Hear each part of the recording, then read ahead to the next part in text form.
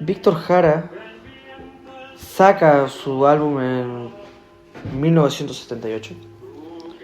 Pongo tus manos abiertas, un álbum muy crítico con la sociedad chilena de ese tiempo, es decir, muy crítico en realidad con lo que estaba pasando, en realidad una expresión cultural dentro de la nueva canción chilena que empezaba a tomar fuerza en esos años.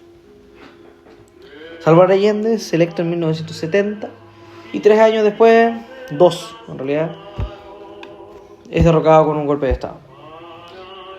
¿Qué ocurre en 1960 y 1973 para que en Chile ocurran tantos sucesos que hasta el día de hoy se estudian en la historia?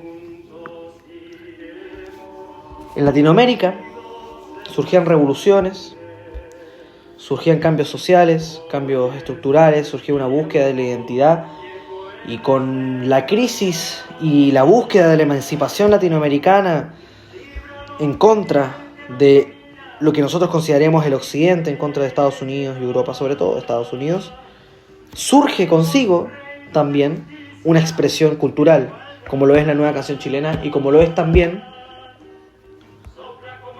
la literatura. Y de eso vamos a hablar en el podcast de hoy, hablándolo al completo. Vamos a hablar de la literatura, más bien del boom latinoamericano, de este momento histórico, ¿no? Entre el 60 y el 70, 80, 90 podemos decir también, yo lo dejaría en el 80, donde Latinoamérica se convierte en un exportador de literatura y donde surge una identidad propia en el ámbito literario. Hoy me encuentro con el profesor de teoría literaria, Kerly Jaramillo, profesor de la Universidad del Mar. Gracias por la invitación. Y también con el dueño de la editorial Planeta Este, Benjamín Vargas. ¿Cómo se llama? Como siempre, un gusto estar con alguien como usted. El honor es todo mío, gracias por aceptar la invitación. Y bueno, una vez presentado todo, doy la bienvenida nuevamente al podcast Hablando al Completo. Y comencemos nada más. Profesor, ¿cómo se encuentra usted? Muy bien, la verdad. Bien, ¿cómo fue el trayecto de Viña aquí al pueblo de Villa Alemana? Un poco cansado, la verdad. Un viaje bastante agotador. Y bueno, cansador como nuestros antepasados que estaban escribiendo, ¿no? Aquí mismo. Claramente.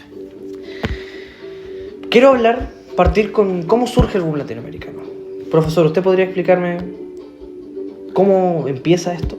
Bueno, claramente proviene desde 3 puntos, creo yo, esenciales, que son el universalismo, el realismo mágico, como ya lo hemos mencionado varias veces, las técnicas de vanguardia que llevan a una innovación en la técnica y el estilo, una renovación de la narrativa hispanoamericana a partir de la década aproximada del 60.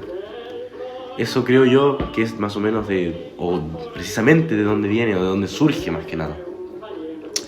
Claro, en la década del 60 surgen libros como La ciudad y los perros en el 63.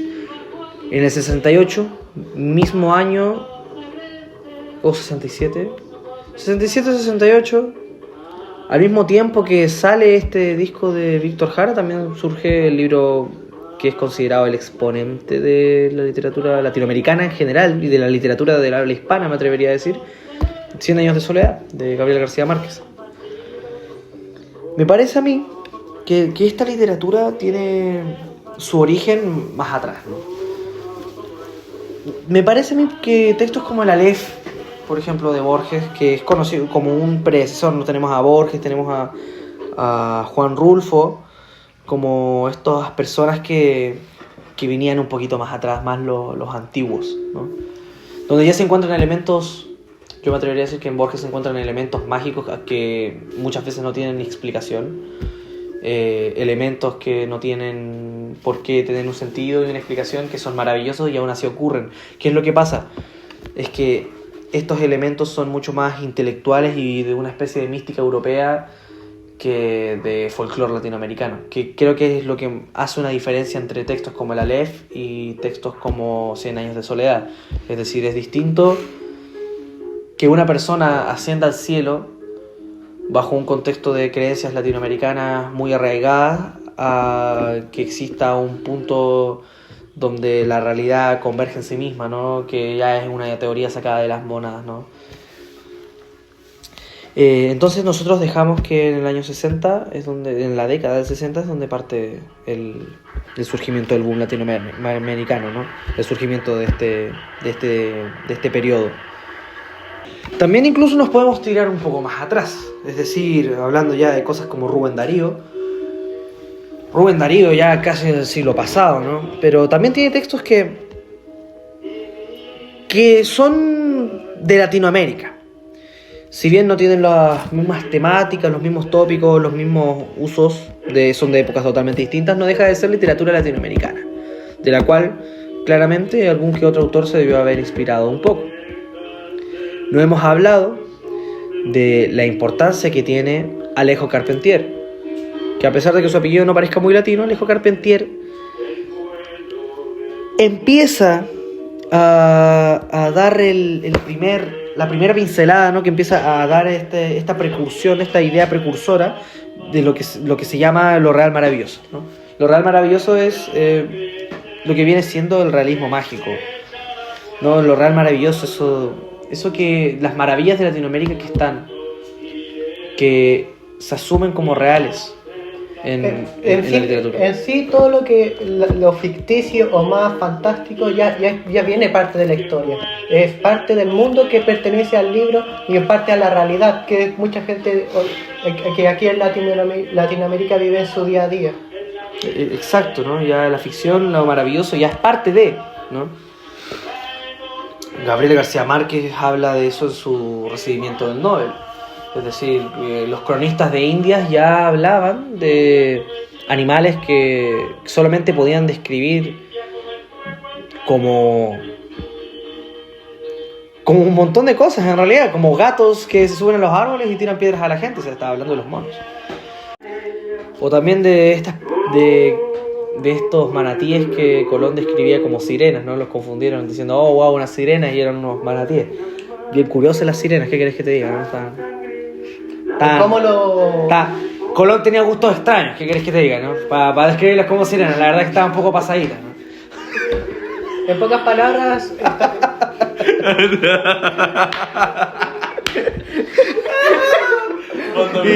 Cosas como estas son las que describen a Latinoamérica. En pocas palabras se puede ver mucho cómo la visión colonizadora vio la realidad, claro, de Latinoamérica y cómo la representaba. Claro, es la visión de un mundo que no tenía cómo describir lo que vio acá, es decir, nunca lo habían visto. Es como que cuando nosotros vemos un chino, para nosotros son todos iguales, ¿cachai? Nosotros vamos a Asia y dicen, no, es que son todos chinos, y no diferenciamos a los coreanos, japoneses, no, todos chinos. Aquí llegaron y dijeron, no, todo caballo, todo perro. Todos son caballos. Intentaron asemejarlo a lo que ellos ya conocían. Sí, todo esto es un caballo grande, caballo chico, caballo con cuerno, caballo así, exacto. Como nosotros decimos, nada, este es un chino amarillo, chino blanco, chino rasgado, todo chino. Chino con ojos grandes, chino con ojos chicos. Es exactamente lo mismo en realidad. Y eso alimenta, ¿no? Bueno, García Márquez dice que alimenta la magia de esto. O sea, estamos en Latinoamérica, un lugar donde... En el sur de Chile, por ejemplo, todavía se cree de guata, se cree en el Caleuche. Y de guata, yo sé, porque yo tengo a mi tía del sur que cree en el trauco. ¿El trauco existe? Es que el trauco existe. No es que no exista, es que el trauco es una realidad. Y son esos elementos mágicos que están en Latinoamérica los que alimentan la literatura. Recordemos, lo real maravilloso y después el realismo mágico. Yo pregunto, ¿cuáles son los conceptos del realismo mágico y lo real maravilloso? Es decir, ¿cómo se manifiesta esto ya en la literatura? Bueno, se podría decir que en parte el realismo mágico y lo real maravilloso se conecta mucho con la realidad, ya que viene a ser como la realidad, todo lo que alimenta el concepto de real maravilloso y real mágico. Y lo que podríamos decir que son bastante parecidos porque uno se inspiró del otro, porque se creó el real maravilloso y de ahí se formó el realismo mágico. Pero ¿cómo lo podríamos diferenciar? Bueno, se podría decir que lo real maravilloso se centra más en que en sí el mundo ya por sí presenta cosas fantásticas y todo el mundo, ya sea los personajes o el alrededor, lo toma como algo normal, por así decirlo. Uh-huh. Como, no sé, tú encuentras normal tomarte una copa de vino en la mañana. Sí.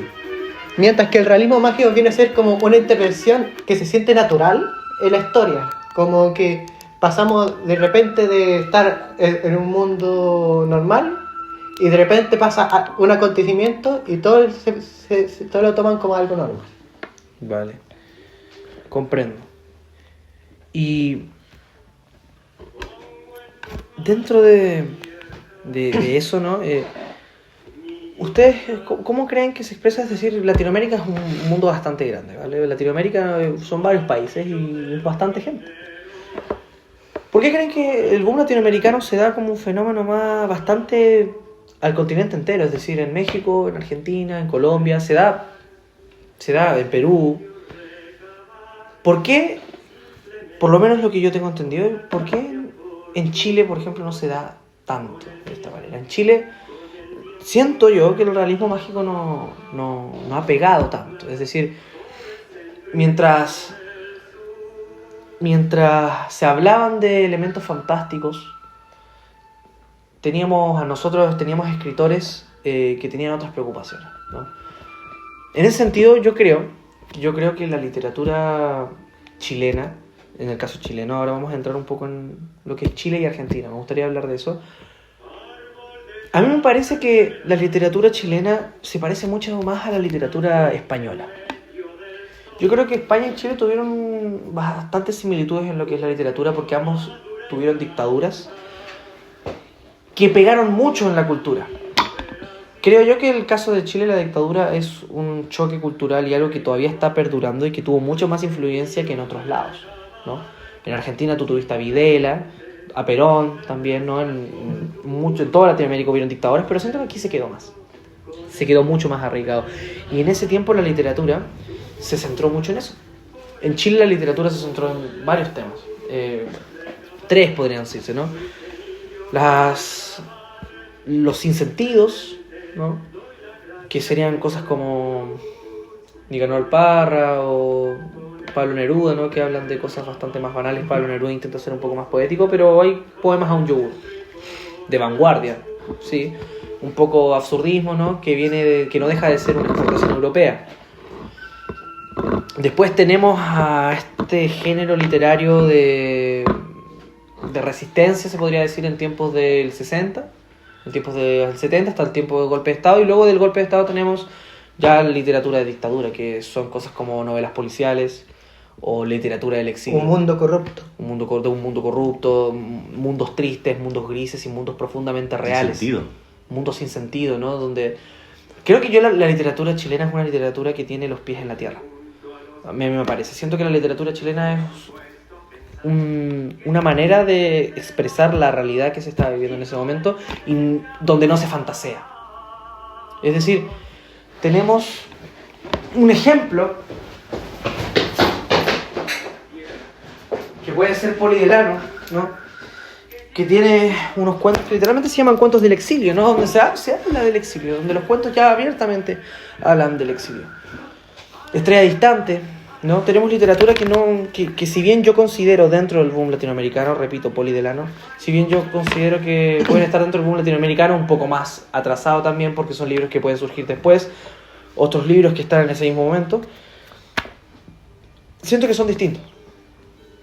Y siento que son más realistas y que son más crudos, con los pies en la tierra, repito. Y que son más simples también. Que tienen una literatura, una manera de expresarse no tan compleja como se ocurre en Argentina. Aquí pongo entonces la contraposición. Del otro lado de las montañas tenemos a Argentina. En Argentina tiene unos escritores que son unos maestros de la verborrea. A mí personalmente me encantan y yo siento que los valoro más. Tenemos a Borges y tenemos a Cortázar. Exponentes grandísimos del boom latinoamericano, Borges y Cortázar. Una manera de escribir increíblemente barroca, diría yo, también más europea, llena de distintas maneras de expresarse y de mucho conocimiento, de mucha erudición, ¿no? ¿Por qué creen que se da eso? ¿Por qué creen que en Chile y Argentina son tan distintos en ese sentido? Porque como tú mencionaste, Chile se basa más en España, a diferencia de Argentina, que se debería ir basando más en Gran Bretaña. Sí, Gran Bretaña y Francia, yo diría que sí, Gran Bretaña y Francia son varios exponentes. Bueno, a ver, Argentina y Gran Bretaña, Reino Unido tienen unos problemas enormes en esos tiempos, conflictos que hasta el día de hoy perduran, pero la verdad es que la literatura de ellos sí sigue la francesa, diría yo. También creo que puede ser por dictaduras. Yo siento que Chile estaba más en la miseria que Argentina. Argentina estaba bastante mejor. Y que eso da pie a que en Argentina exista literatura más compleja y más elegante, ¿no?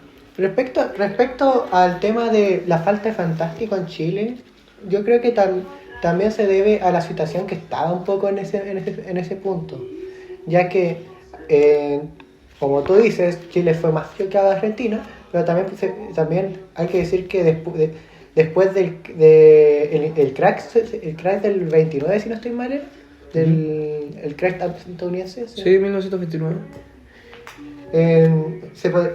Chile se marcó como el país que fue más choqueado por el Sí. crack.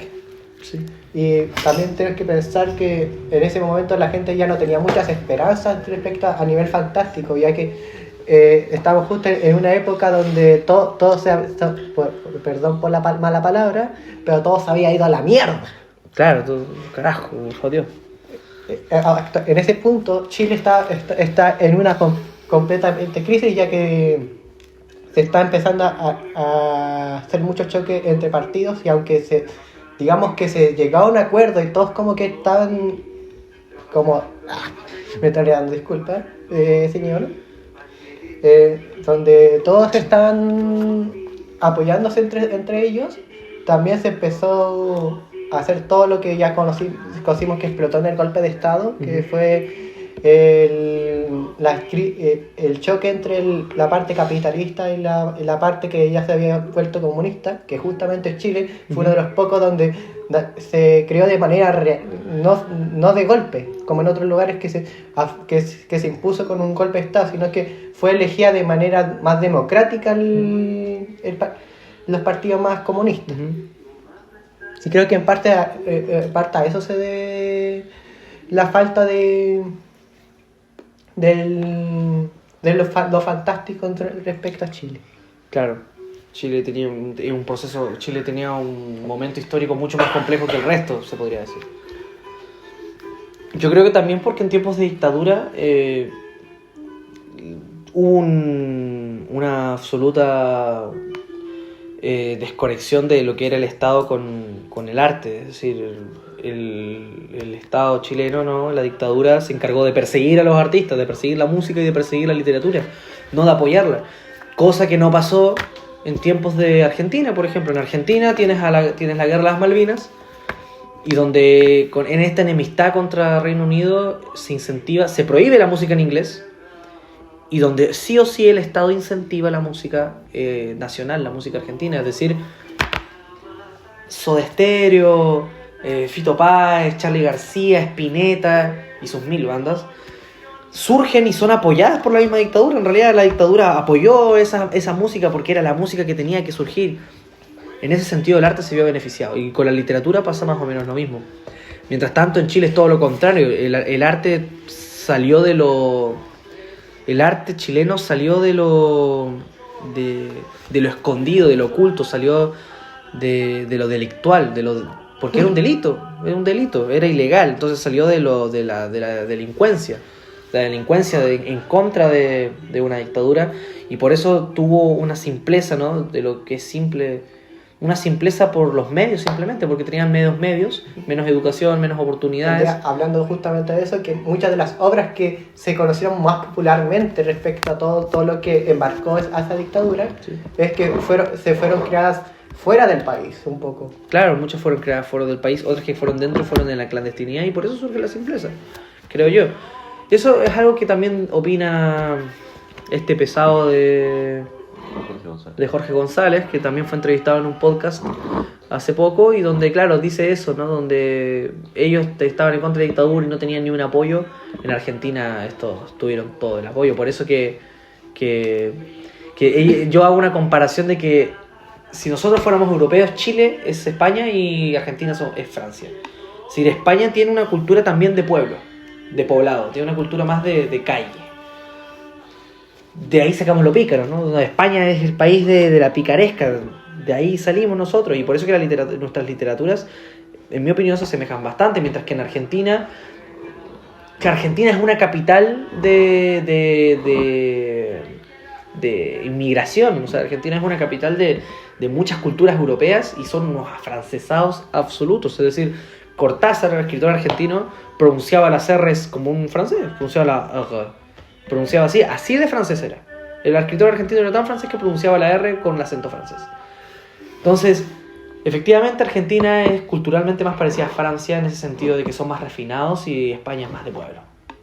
Y pues bueno, como último tema, hicimos un corte, por cierto, es que uno de nuestros muchachos tenía ganas de ir al baño. Y luego de este pequeño corte, entraremos al último tema, que yo creo que es el más extenso y el más interesante. 100 años de soledad, por favor. ¡Qué buena novela, muchachos! Librazos. La verdad es que todos lo leímos. Lo leímos de nuevo hace poco. Y tengo que decir que es Bueno, Jesús G. Maestro, uno de mis profesores de crítica literaria, un ejemplo para la literatura, dice que es el mejor libro jamás escrito en el habla hispana, superando incluso el Quijote. ¿Cuál es su opinión sobre este libro? Es una obra maestra. Me encanta cómo trata eso de los 100 años, de cómo trabaja eso de que cada personaje herede el nombre y que lo encuentro fantástico cómo trabaja con un árbol genealógico tan complejo. Claro, en ese ámbito el libro tiene una narrativa súper interesante, ¿no? ¿Te gusta algo del libro? Bueno, hay un caso curioso que en mi caso con 100 años de soledad, ya que siento que representa bien en parte todo lo que es justamente lo que estamos hablando del boom latinoamericano, ya que justamente su escritora se siente como si lo hubiera escrito una persona real. ¿A qué me refiero? Ya que justamente bueno, voy a aprovechar un poco para hacerla en comparación con muchas de las cosas que se suelen ocupar en el boom latinoamericano, es de primeras el uso de diferentes casos como cambios, como cuando se va muchas veces 100 años al pasado recordando cosas a través de flashbacks o racontos que son como flashbacks pero más largos, o cómo se va al futuro pensando en manera como un ¿cómo se dice? Futuro. ¿Cómo se dice el tipo de.?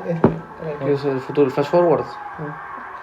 Bueno, más que nada a través de justamente lo que usted dijo, el flash forward y corriente de la conciencia se puede ver. Ok, una persona real. ¿A qué se refiere con eso? Bueno, pues algo que me gustó y al mismo tiempo siento que tampoco me terminó de agradar tanto del 100 años de soledad, es como aprovecha lo fantástico el autor para hacer ciertos cambios en la historia. Vale. Algo que se puede notar mucho al momento de leerlo es que muchas veces se puede notar al inicio de un capítulo o al final de que quiere la idea o lo que quiere llegar a hacer el autor con esa historia. Pero al mismo tiempo también podemos ver cómo el autor se arrepiente de muchas cosas, ya sea de cómo llevar la historia o digamos de una manera del que no le agradó y que busca cortar completamente con ciertas cosas.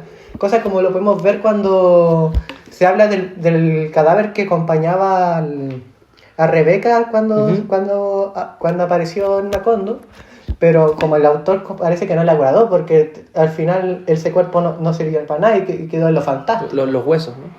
Claro, sí, Rebeca llega a Macondo y como que tiene los huesos de sus padres y uno puede pensar, los huesos de sus padres tienen alguna importancia o va a servir para algo, se podrían usar después, y 3 páginas después dice que los huesos después con el tiempo se fueron perdiendo por ahí en la casa, o sea, se deshizo de eso totalmente, o de que un personaje no le gusta, ya que se vaya al cielo, listo, corto, como que iba a pasar algo y el autor se arrepiente y yo creo que el mejor punto respecto a ello es el caso de Remedio la Bella, que justamente su historia la empiezan a desarrollar, incluso tiene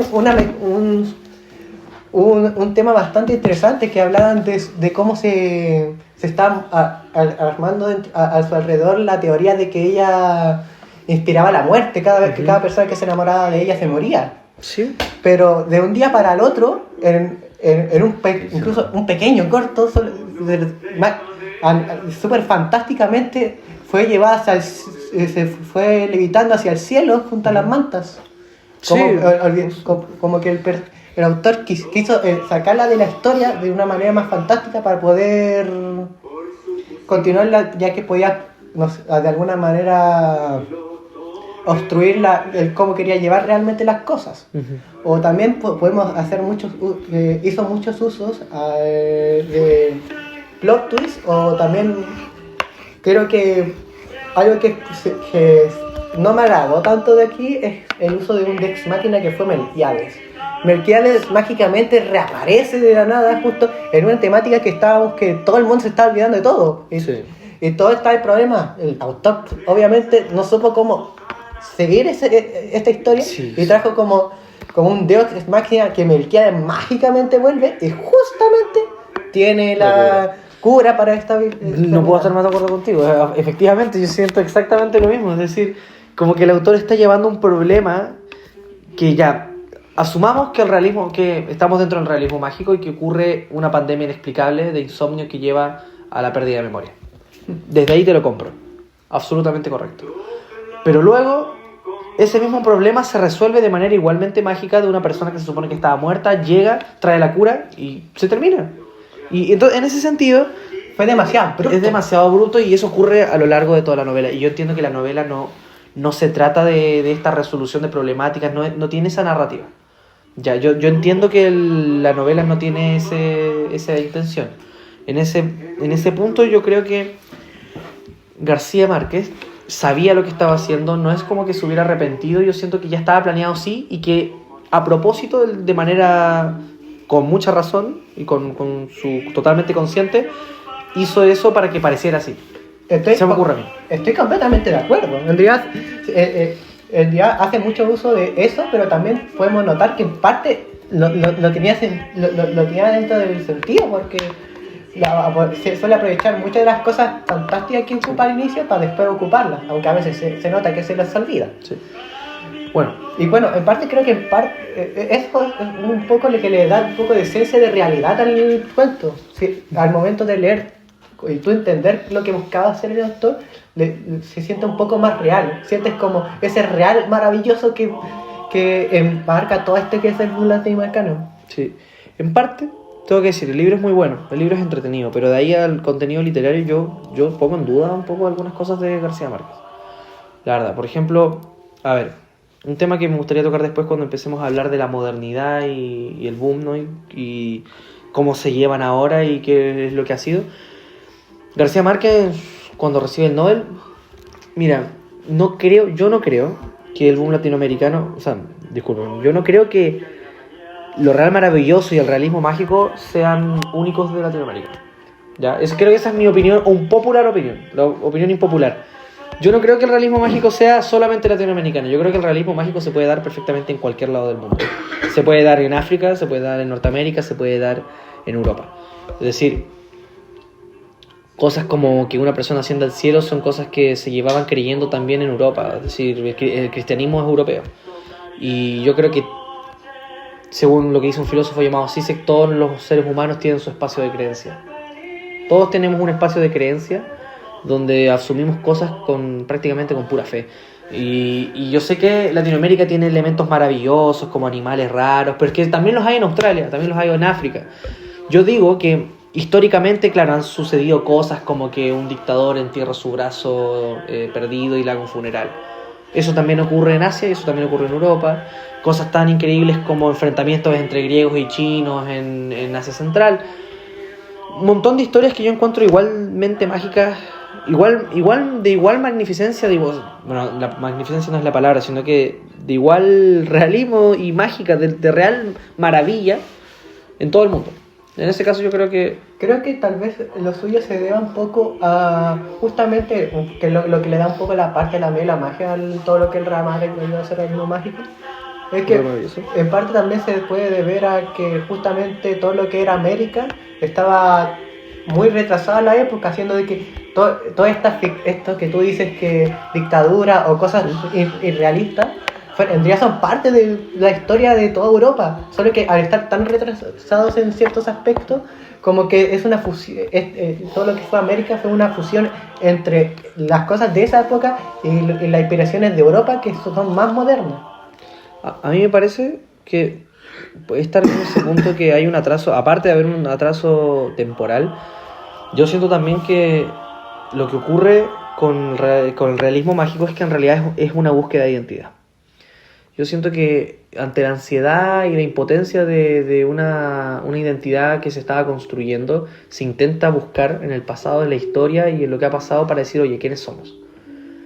Y agarraron el realismo mágico, agarraron esto de las maravillas de Latinoamérica y de estos elementos, pero que no son necesariamente únicos de Latinoamérica, pero es lo que hubo. Es como que dijeron, vale, vamos a agarrar esto y vamos a hacer cultura a partir de esto porque es lo que tenemos. Es lo que la crítica que yo he hecho mucho a las construcciones de las naciones-estado aquí en Latinoamérica, porque nos juramos indígenas o nos juramos españoles, ¿sabes? Como ignoramos un poco el mestizaje y nos gusta hacer cultura con cosas que no son nuestras tampoco, porque aquí nadie, por ejemplo, aquí en Chile, aquí ninguno de nosotros habla Mapuzungún, ninguno de nosotros habla, y aún así ninguno habla Rapa Nui, y aún así el Estado y la cultura, en una búsqueda de identidad, intentamos diferenciarnos de otras personas agarrando cosas que no son necesariamente nuestras y que no son necesariamente constituyentes de nuestra verdadera cultura. Es decir, yo creo que nuestra cultura es una mezcla de muchas cosas y que a todos hay que tenerle su respeto y saber identificarlas, muchas más que otras. Porque uno tiene que entender que por mucho que nos guste hablar de mapuches y de diaguitas y de aymaras, hablamos español, usamos ropa occidental, vemos películas occidentales, tuvimos 300 años de colonia o de no colonia, tuvimos 300 años de un dominio español que civilizó, que en cierto modo civilizó en el sentido occidental de la palabra, igual que Roma lo hizo con los bárbaros en Europa, civilizó a las sociedades, hizo una mezcla cultural enorme y que trajo todo este conocimiento. Y a mi parecer yo creo que este boom latinoamericano es una búsqueda de la identidad. Y que no necesariamente tiene por qué ser correcta, pero simplemente es una búsqueda de la identidad a falta de una. Simplemente a falta de una identidad se intentó buscar una. Y lo que encontraron fue el realismo mágico. Por lo menos en el ámbito literario. Ahora, ¿qué es lo que ocurre en la actualidad? El boom latinoamericano, recordemos que es de parte del 60, ya esto ya no existe, el boom latinoamericano como tal. Ya pasó ese tiempo. Ahora en la modernidad, o más bien en la posmodernidad, profesor, usted que hace tiempo no ha hablado, perdone por la conversación con nuestro querido maestro editorial. Que nuestra amistad siempre se interrumpe un poco. Claro, que a veces nuestra amistad entre yo y mi compañero editor, que de hecho está publicando mi último libro, a veces no hacemos que nos comamos la conversación. Usted, profesor, ¿qué opina del boom latinoamericano en la actualidad? ¿Tiene relevancia actualmente? No creo que tenga la relevancia que tuvo claramente en su auge, en su boom, pero yo creo que realmente lo mágico, este realismo mágico, como tú dijiste hace un rato, de que hay personas de que siguen creyendo de guata de que el trabajo existe, de cierta forma siempre va a existir. Es casi imposible de que las personas no atribuyan ciertos sucesos o ciertas situaciones o distintas cosas a distintos tipos de creencias. Así que si me preguntan a mí, yo creo que claro, el realismo mágico no tiene la vigencia o no tiene la presencia que tuvo en su tiempo, pero realmente se encuentra vigente todavía en algunos aspectos y finalmente es difícil que se vaya porque al final una sociedad siempre le va a dar explicaciones a fenómenos que no le encuentran una explicación lógica a través de explicaciones que tampoco tengan lógica. Uh-huh. Finalmente eso es lo que creo. Y además del realismo mágico, el boom latinoamericano en general, la literatura, ¿tiene la misma vigencia que tenía antes? Yo creo que precisamente la literatura latinoamericana no es que no tenga presencia, pero no creo que tenga el mismo impacto que tuvo el boom en su momento. Yo creo que la literatura latinoamericana tiene presencia en Latinoamérica, claramente porque proviene de ahí, pero finalmente seguimos aclamando glorias extranjeras. Seguimos aclamando glorias extranjeras. Gran frase de Víctor Jara que ahora mismo estamos escuchando, seguimos escuchando. La verdad, yo creo que el boom latinoamericano ya no tiene la vigencia de antes, absolutamente, y que la posmodernidad dentro del mundo literario se le avala mucho, se le tiene mucho respeto, pero ya no es lo que sigue. Aún así, hablando en el mundo literario actual, ¿ya? En el mundo literario actual, creo que el boom latinoamericano ya pasó y que ahora se tiene un realismo de nuevo. Se tiene un realismo puro. A veces. Siento que la literatura actual tiene más elementos realistas que no son tan mágicos y se tiende más a la novela a la novela de teleserie, en el caso de la literatura chilena. Y dentro del mundo generacional, las nuevas generaciones de ahora, la lectura está muerta. En mi opinión, yo creo que la lectura está casi muerta, sobre todo la lectura de los clásicos, la lectura de lo antiguo, de lo que está aquí. Creo que ya no tiene absolutamente la misma vigencia. Yo creo que las generaciones de ahora no deben conocer, ¿verdad? No deben ni saber qué es el boom latinoamericano. Y no deben, y mucho menos de haber leído un libro de allí. En ese sentido, yo creo que en la modernidad, por lo que nuestros antepasados, nuestras generaciones, 1, 2, 3 generaciones atrás pelearon, está muerto en realidad. Porque con Cuba ya no. La revolución sandinista, actualmente también es una dictadura y la verdad es que Chile y el resto de Latinoamérica se adaptó al occidente. Y la búsqueda... Parte de esto se debe un poco a que después del 2000 se causó una globalización. Lo que Claro. en parte siento que fue un gran aporte en temas de literatura. Yo creo que termina la Guerra Fría y ya perdimos. En mi caso, perdieron. La Unión Soviética pierde, el comunismo ya no es más. Estados Unidos, nos terminamos de convertir en el patio de Estados Unidos y no queda nada más que aceptarlo y ya no hay interés en una búsqueda cultural. Es decir, creo que yo creo que en el siglo XXI Latinoamérica ha sido completamente absorbida, ha sido totalmente asimilada, o sea, hemos sido asimilados absolutamente al occidente. Ya no hay diferencia y yo creo que en ese sentido el boom latinoamericano es un momento histórico de la literatura y también en el contexto de lucha, pero una lucha absolutamente perdida, derrotada. Es una lucha derrotada, yo creo. Es decir, mi punto final es que la cultura latinoamericana ha sido asimilada por el occidente. Y nada, creo que ya no hay mucho que relacionar ahora entre el boom latinoamericano y el postmodernismo. Y bueno, esto ha sido Hablándolo al Completo, parte 3.